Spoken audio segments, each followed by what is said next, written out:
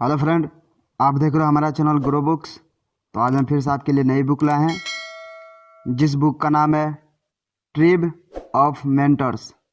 इसका मतलब कामयाबी के लिए दुनिया के बेहतरीन लोगों की सलाह। इनका लेखक का नाम है टिम फेरियस। चलिए बुक को आपको दो लफ्जों में बताते हैं। ट्राइब ऑफ मेंटर्स, मेंटर्स के साथ हुए इंटरव्यू का एक संग्रह है। मेंटर्स वो लोग हैं जो प्रोफेशनली बहुत सफल माने जाते हैं और इन्हें अपने क्षेत्र का लीडर समझा जाता है। उनकी सफलता की रहस्यों को समझने के लिए टिम फेरिस ने इन मेंटर्स से कई तरह के सवाल पूछे, जैसे कि आपकी पसंदीदा किताबें क्या है, आपकी दैनिक आदतें क्या है। इन सवाल के जवाब आपके अपने क्षेत्र में सफलता पाने में मदद करते हैं। यह बुक किसके लिए है? उन लोगों के लिए जो सक्सेसफुल लोगों से ज़िंदगी जीना सीखना चाहते हैं, वो जिन्हें सेल्फ हेल्प किताबें पसंद है, वे लोग जो महान लोगों की ज़िंदगी के बारे में जानना चाहते हैं। अध्याय नंबर 1, इस किताब में आपके लिए क्या है। जानिए कैसे कुछ लोग जो आज अपने क्षेत्र में सबसे आगे हैं, वो इस मुकाम पर पहुँचे। हो सकता है आपने हाल ही में ग्रेजुएशन किया हो, या आप में कोई टैलेंट है और आप तैयार हैं अपने करियर में आगे बढ़ने के लिए, या हो सकता है आप पहले से ही काम कर रहे हो पर अपने काम के परिणाम से खुश न हो। आपकी स्थिति चाहे जो हो, आपके सामने अक्सर कुछ ऐसी चुनौतियां रहेगी जिन्हें आप पार करना चाहेंगे।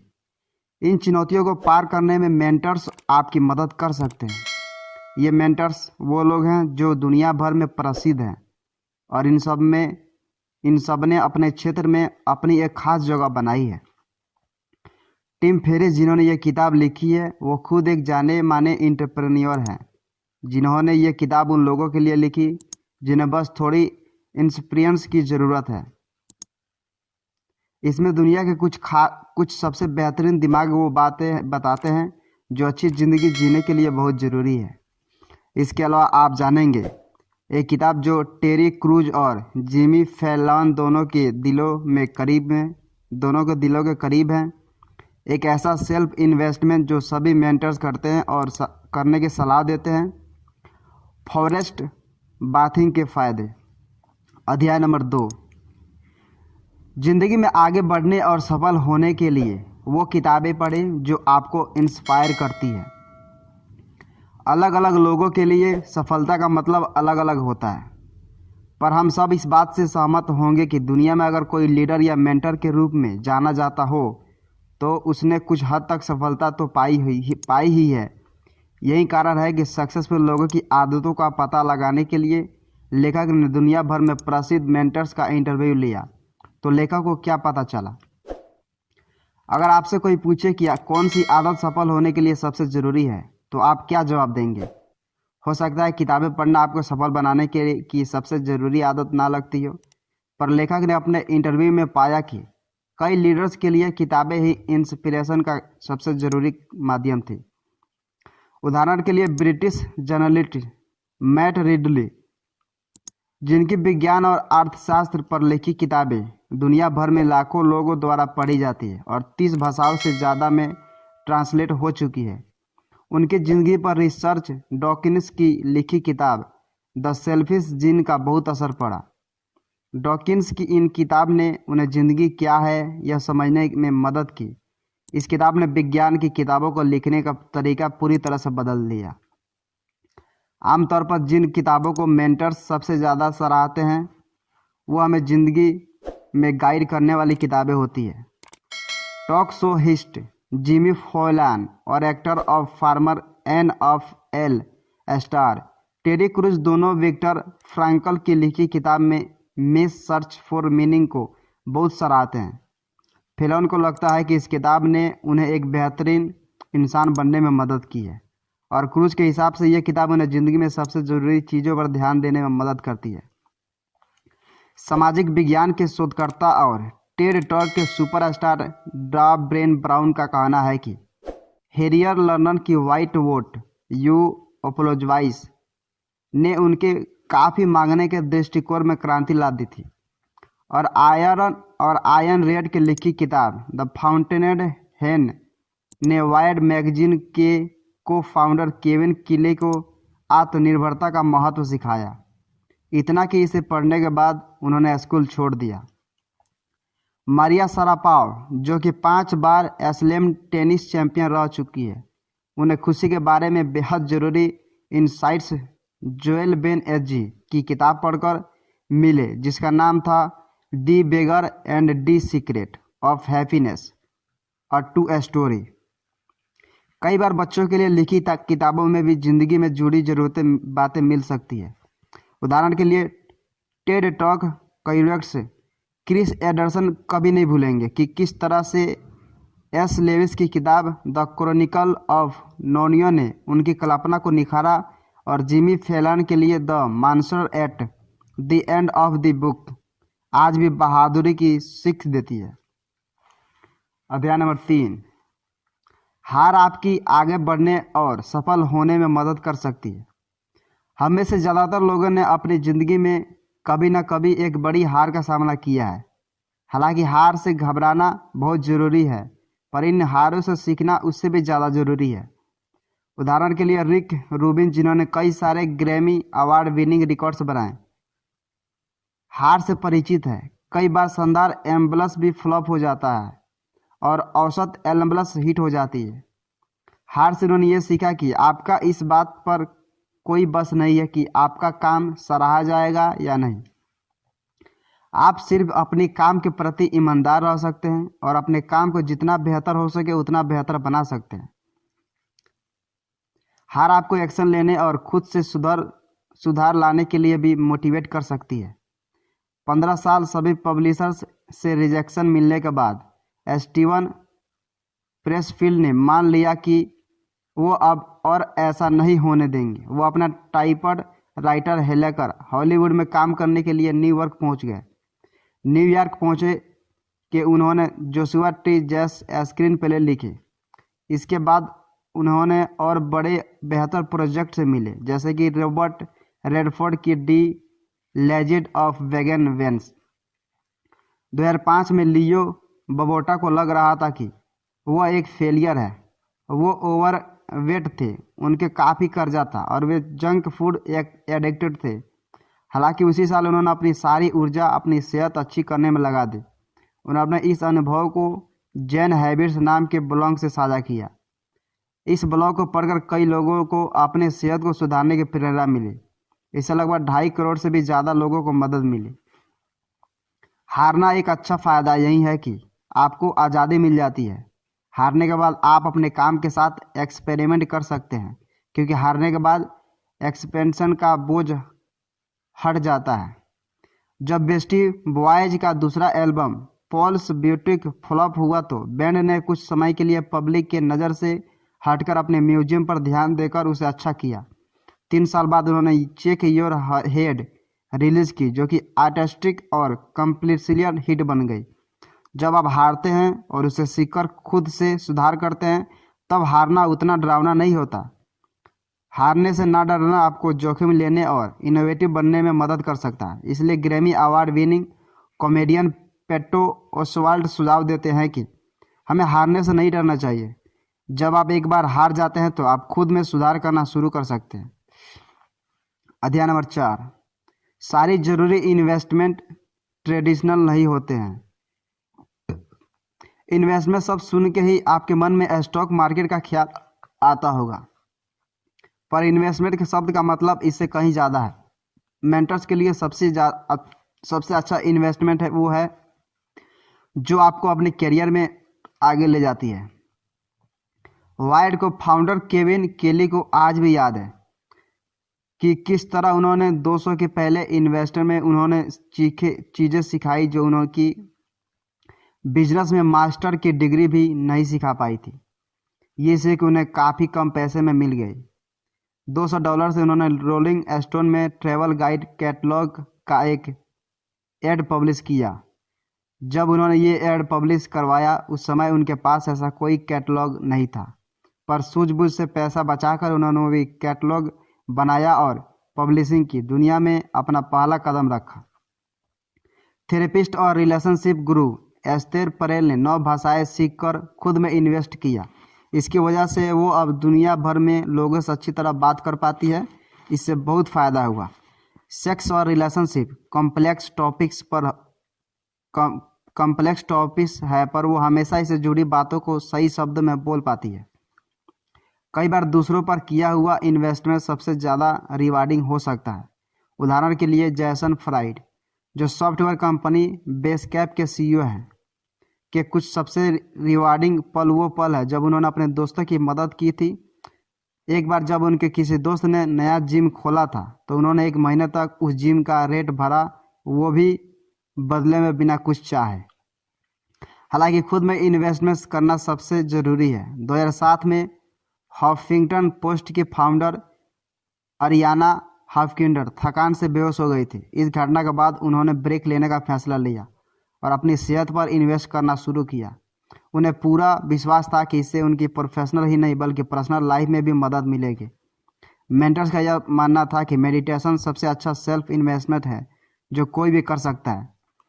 रिक Rubin, Jim Fallon, historian Yuval Noah Harari, Oscar nominated director David Lynch, chess master Adam Robbins और इन्वेस्टर रे डियोलो के कुछ मेंटर्स हैं जो नियमित रूप से मेडिटेशन करते हैं।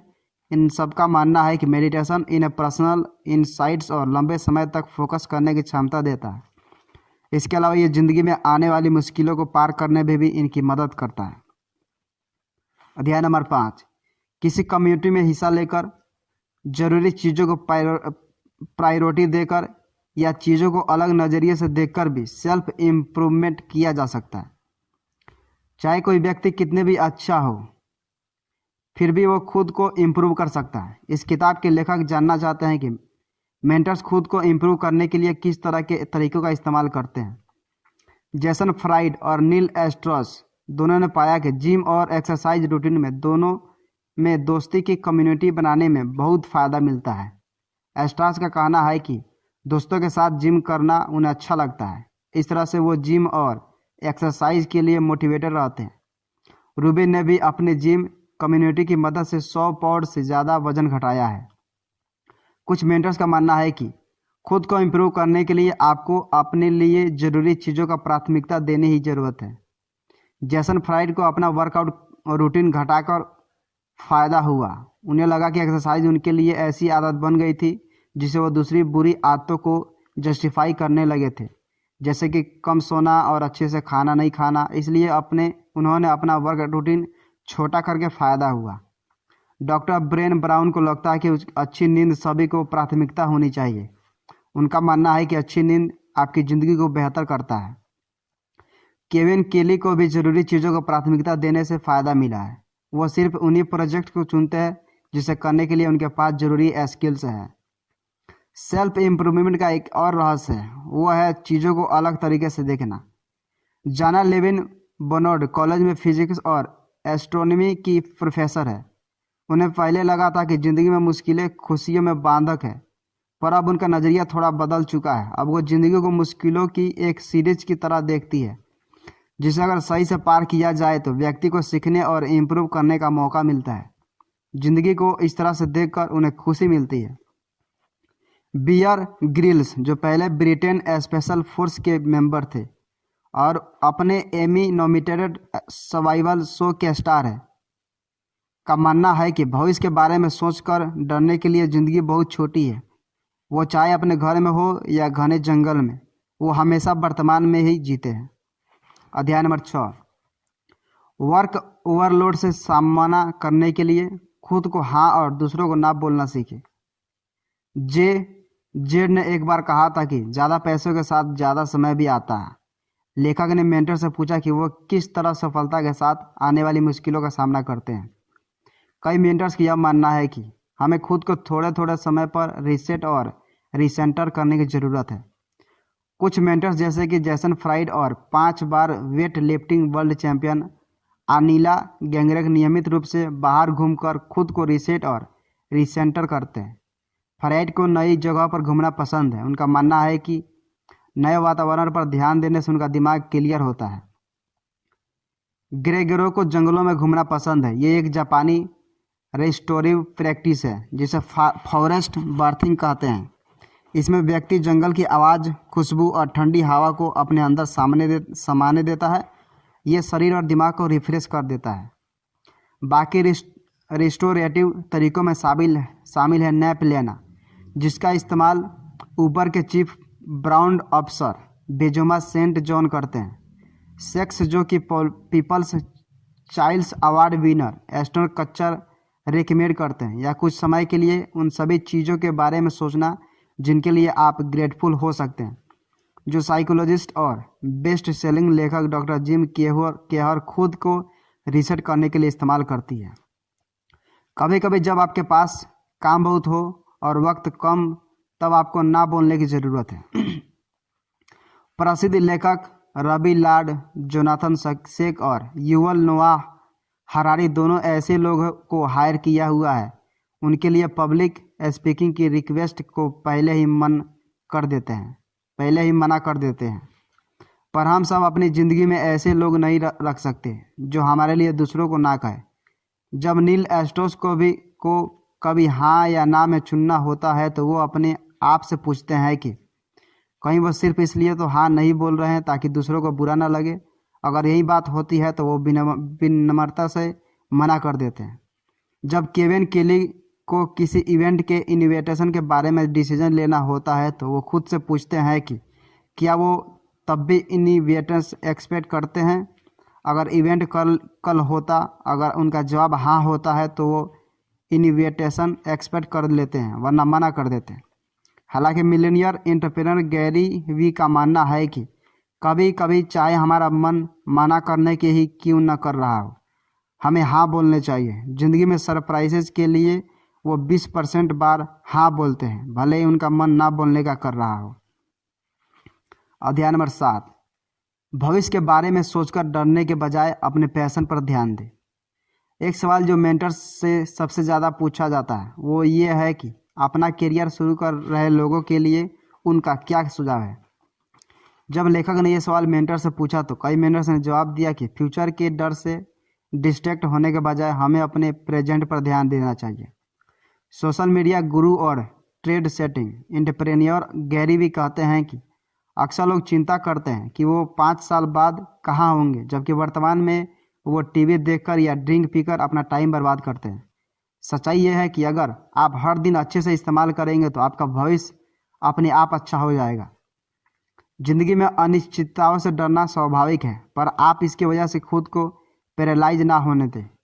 जैन हैबिट्स ब्लॉगर लियो बबूट कहते हैं कि हम इस डर का इस्तेमाल करके खुद को मोटिवेट कर सकते हैं। अगर आप ऐसे नहीं करते तो आप काम को टालने लगते हैं और इस तरह आप कई सारे ज़रूरी अवसर गंवा सकते हैं। तो क्या आपको अपने पैशन के हिसाब से करियर चुनना चाहिए। पॉडकास्टर और कम्युनिकेशन एडवाइज़र वोरेनिका बेलमार्ट का मानना है कि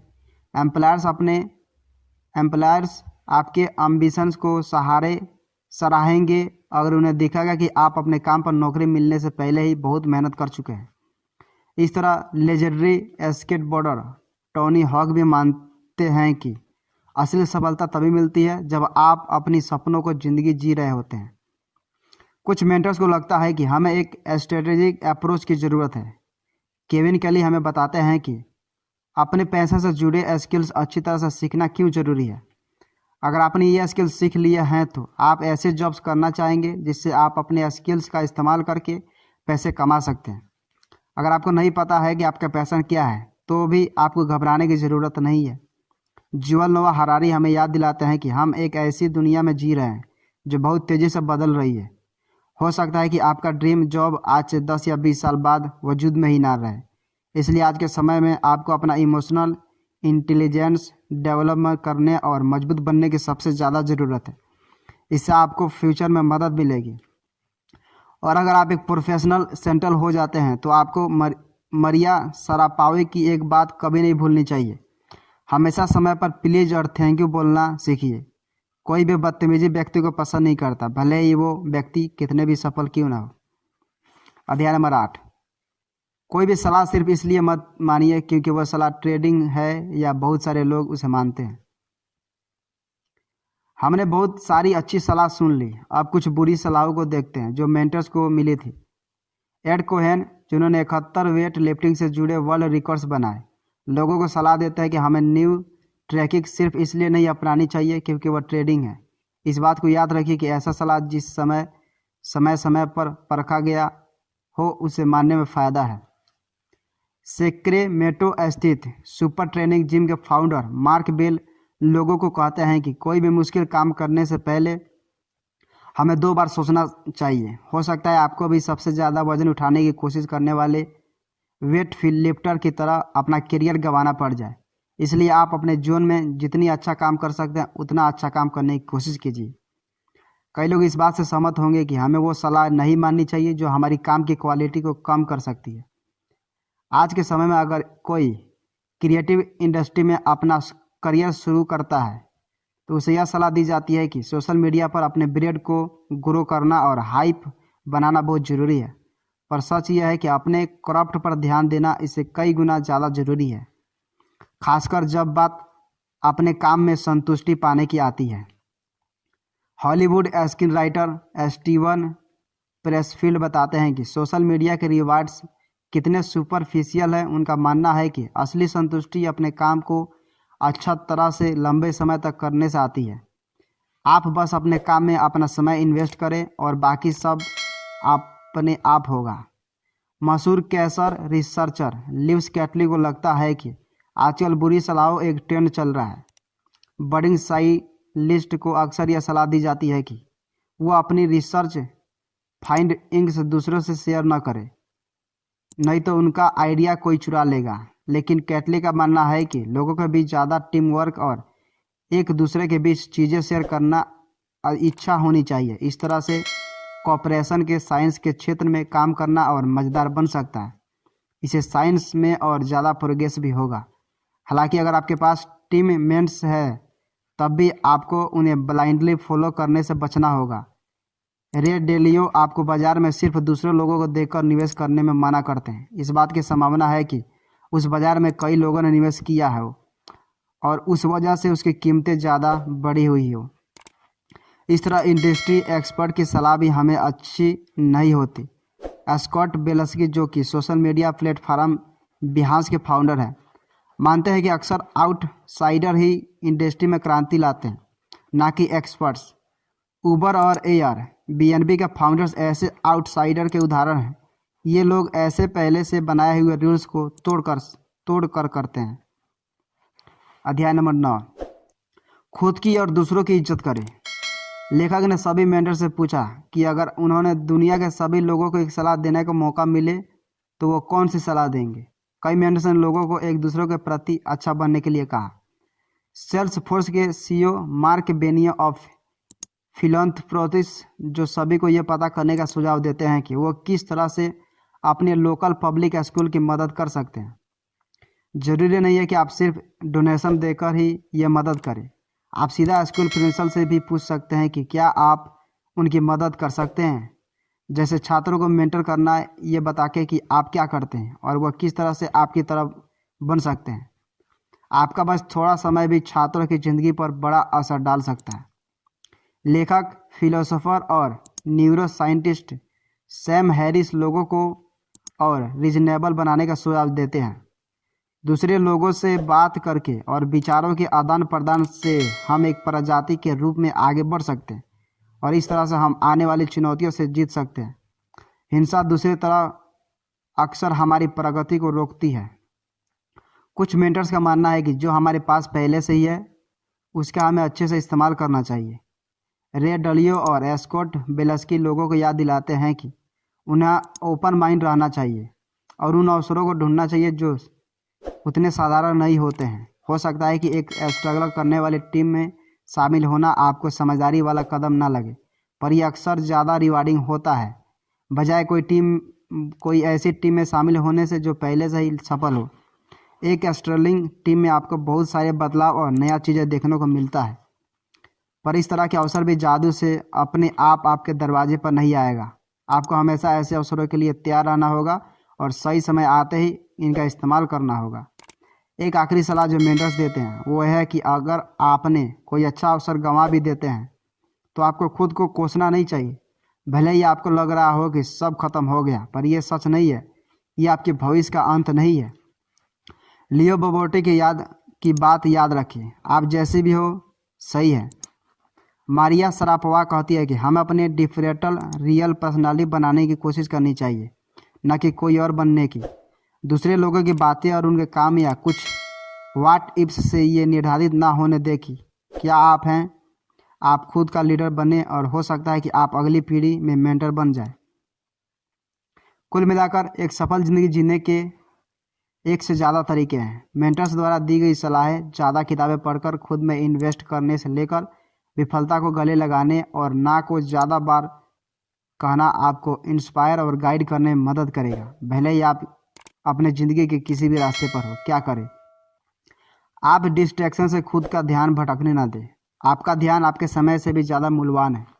यही वजह है कि हर कोई इसका एक हिस्सा चाहता है। इसलिए आप अपने ध्यान की रक्षा करें और उसे बुद्धिमानी से उपयोग करना सीखें।